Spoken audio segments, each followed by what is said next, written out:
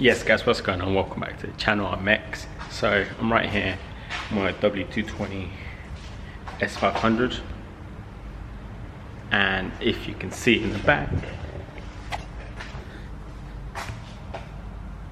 I got some wheels. So yeah, I'm gonna get started. Also in the boot I've got something quite cool. Boom. So that's lowering links from Airmatic lowerings. So in Coventry, so Nuneaton, whatever. So I'm gonna fit these now, I think. Shall I fit them now? I mean, that's the standard height of the car right now. I should have measured it. I should have bought a tape measure, but anyway, standard height with the arrows, 8.5s, 9.5s. Yeah, you know what, fuck it. If the wheels are coming off, let's fit these bad boys. So let's open them up. Excuse the car, is absolutely filthy, but that's not what you're here for, and that's not what I'm here for. So let's fit some wheels. Let's lower the car. So, cool. I'll definitely read those in a sec. And I'm definitely gonna have to read them because there's only 3 of them here. So Airmatic, yeah, mine's Airmatic, not ABC, because there's a difference between Airmatic and ABC. ABC are the earlier ones, Airmatic the later ones. So this air, not hydraulics. Please note it says uses 3 linkages. Okay, cool. So it's 3 linkages. So we're good. All right. So these are the links. So they look like little rubbery caps. I'll read them. Front ones are located at the front, and the rear one is located near the diff. I'll just jack it up and see what the situation is. So let's get on it. Let's fit the lowering links. So the fronts are 1 per side, and the rear is 1 by the rear diff. So the rear one I might do tomorrow, a bit more time, but I'll definitely now do the fronts. And show you guys the process. I'm gonna do it for the first time, so we'll learn together. Let's try to fit at least the front links because they seem quite straightforward. But yeah.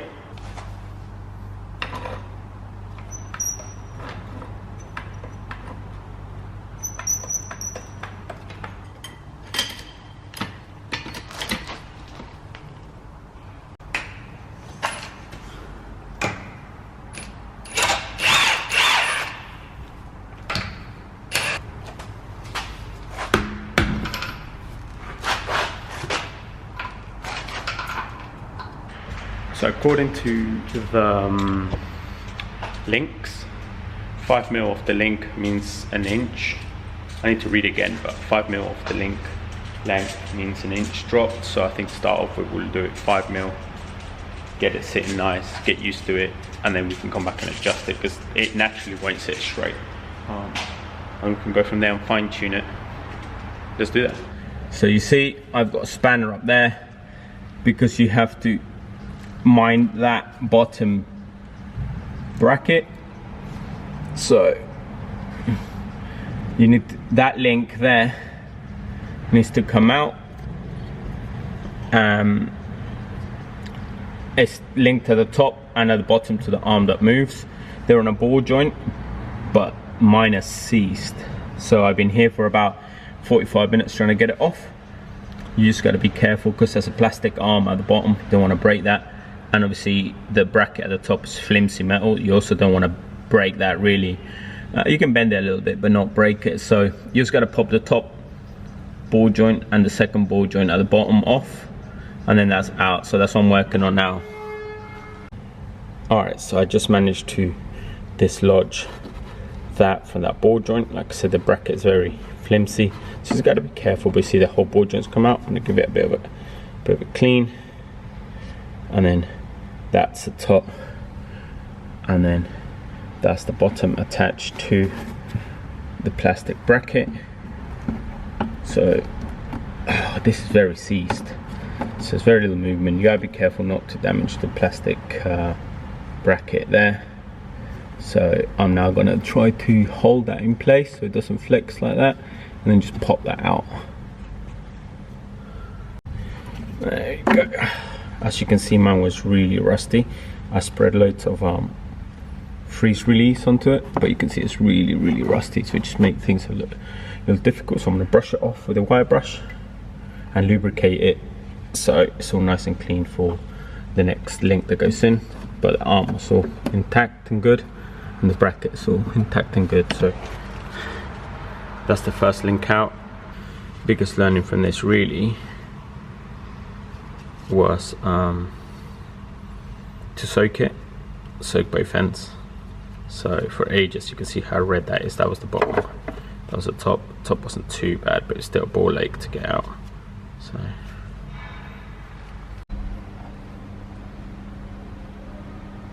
alright, so you have these rubber grommets. I've put a bit of copper grease on them, and you gotta slide them over the ball joint in order for then these bits to clip on.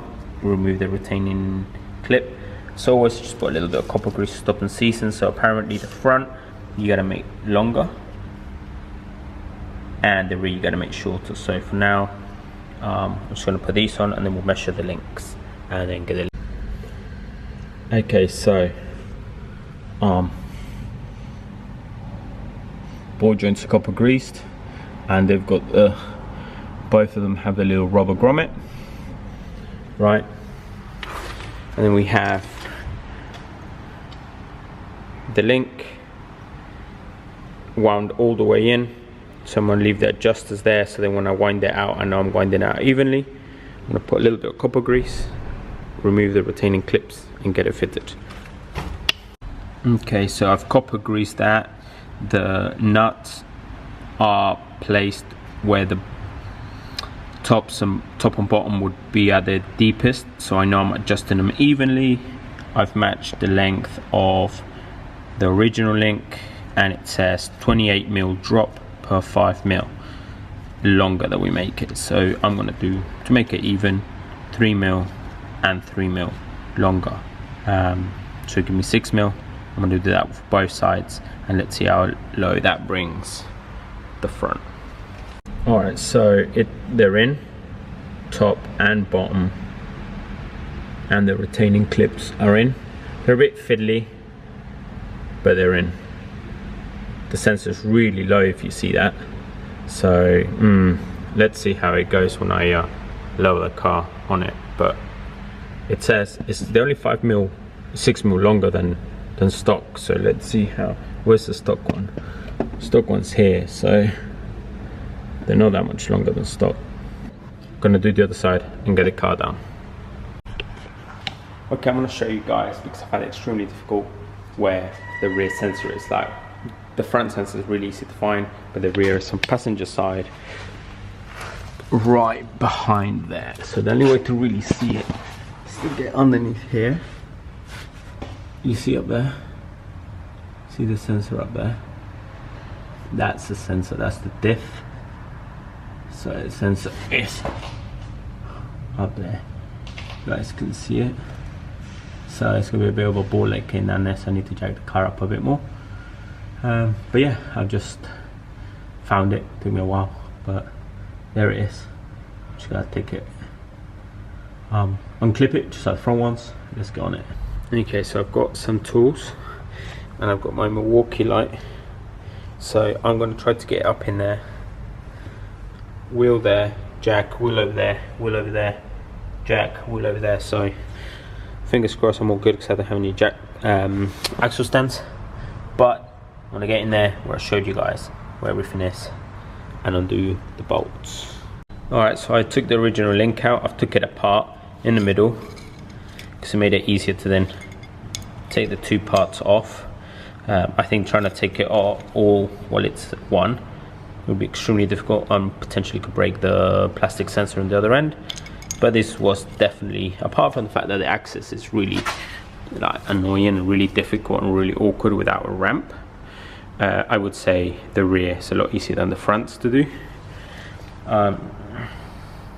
Especially if you've got like a seized ball joint or whatever from, you know, a car from a sort of wintry environment like mine in England.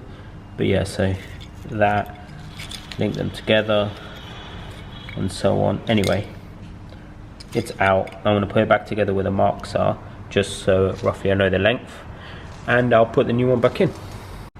Alright, so I've built that back up where the old marks were. Build that back up where the old marks were. Put it up against it, sort of center of ball joint to center of ball joint. And we are about 5 mil shorter according to my measurement anyway, so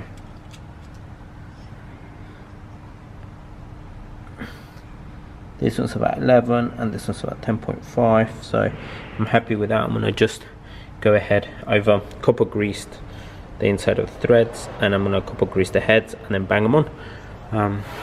So I'll show you in a sec. So that's what the sensor looks like now, sort of the bracket there, and then the sensor over here. There's the sensor and there is the arm. Just about see it there, sensor and arm. I just got to plug these two back together. Alright, so you can see that it's all done, buttoned up, gaskets in, little retaining clips in, so rear's done. But like I said, this is a really tight, if you see how tight it is, the space, the diff is just here, so that's where it is.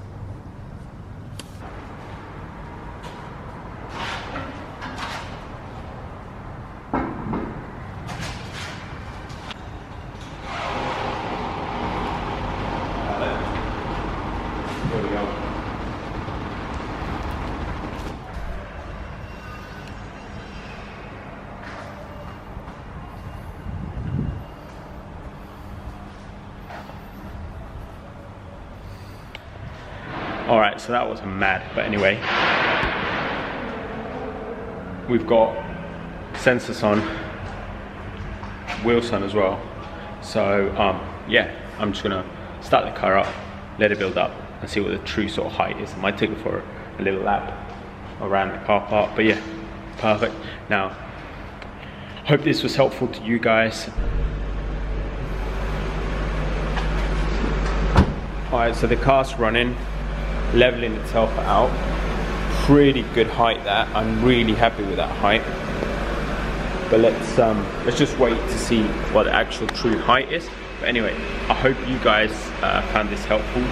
If you're looking to fit lowering links, like I said, I just fitted them. They'll need a little bit of adjustment, but for now, the car sits nice, and that's on the normal setting. Obviously, you still got the up setting on the Airmatic. But yeah, so thank you very much for watching. I hope this was helpful, especially like for me, it's my first time, and finding that rear link placement is crazy. Anyway, guys, thanks for watching. Catch you next time.